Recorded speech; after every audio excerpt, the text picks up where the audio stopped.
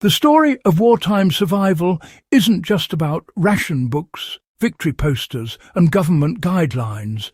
It's about the quiet decisions made behind backyard fences, under floorboards, and in the corners of property where no one was supposed to look.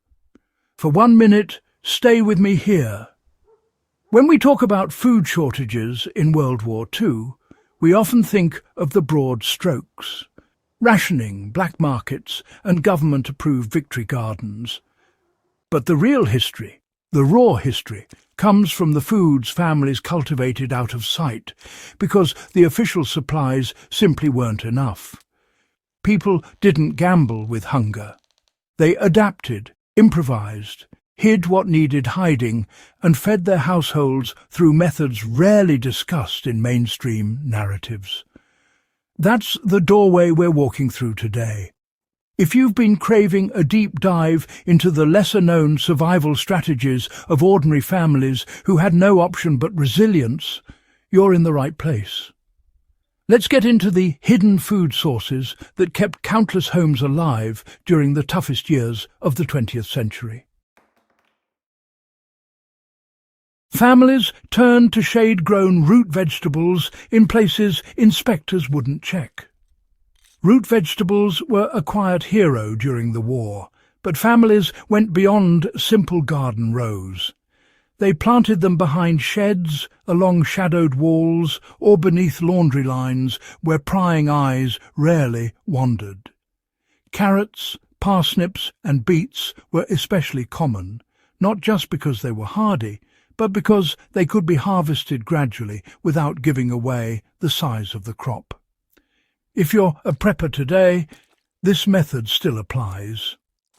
A thin strip of soil behind a garage or under a deck can produce enough calories to supplement your main food stores.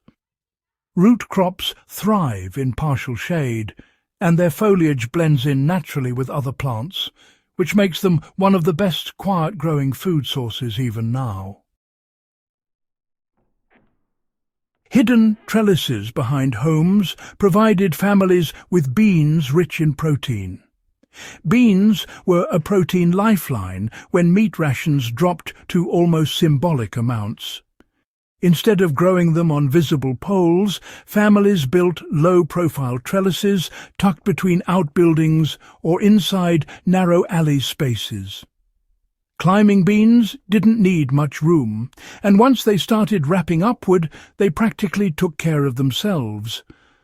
To apply this today, consider using the unused vertical space behind a shed, fence, or even a tucked-away corner of a balcony.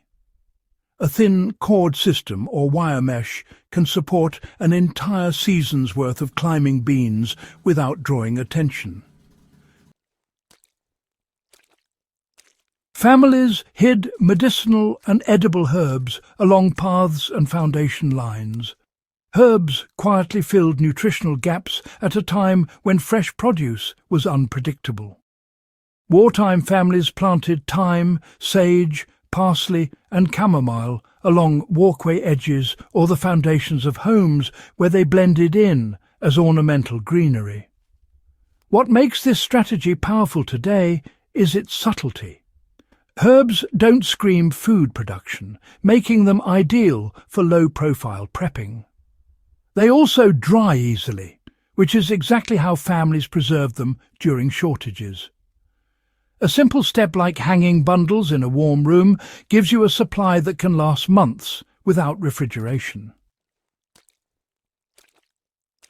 Fruit-bearing shrubs were, often disguised as ornamental landscaping.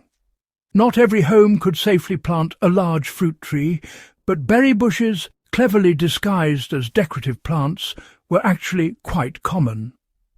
Gooseberries, currants and raspberries grew quietly along fence lines, just sort of blending in. Their size made them hard to detect unless, someone knew exactly what to look for. A modern adaptation is pretty straightforward. Just choose compact fruit shrubs that look like ornamental hedges. Plant them in patterns that don't suggest food production. And honestly, even today, most people wouldn't identify a blackcurrant bush unless they were already familiar with it. Families grew nutrient-dense leafy greens in concealed cold frames. Cold frames allowed families to grow greens almost year-round, but, the key was concealment. Instead of placing them openly in yards, many hid them behind barns, chicken coops, or even under windows where the angle kept them out of public view. These frames were nothing more than wooden boxes topped with salvaged glass, but they provided steady harvests of chard, kale, and mustard greens during the cold months. If you want a modern equivalent, place a low cold frame on the side of your home that receives morning or midday sun, but cannot be seen from a road or neighbouring property. Even a small frame can keep you in fresh greens longer than you'd expect. Secret mushroom logs were kept in cellars under porches and in wooded corners. Mushrooms weren't talked about often during the war, but, many families used shady, damp areas to grow oyster or button mushrooms on logs or composted substrates. These were out of sight, reliable, and honestly, surprisingly productive. Growing mushrooms today requires the same environment: cool, shaded, and moist. Just a few inoculated logs placed in a secluded area can produce food for months. Indoors, a basement provides near-perfect conditions. This is, I'd say, one of the closest modern parallels to a true wartime hidden crop. Families raised stealth poultry in enclosed backyard corners. Eggs were heavily rationed, but that didn't stop families from keeping a few quiet hens. These birds were kept in small, sound-dampened coops tucked behind sheds or wrapped in thick vegetation. A pair of hens could supply a family with eggs without attracting attention. Today, the lesson remains valuable. Small livestock doesn't need to be obvious. A compact coop placed behind a visual barrier, such as tall shrubs, can provide steady protein. Housing the birds where natural noise barriers exist, like behind a garage wall, reduces attention even further. Wild edible gathering was blended into routine tasks to avoid suspicion.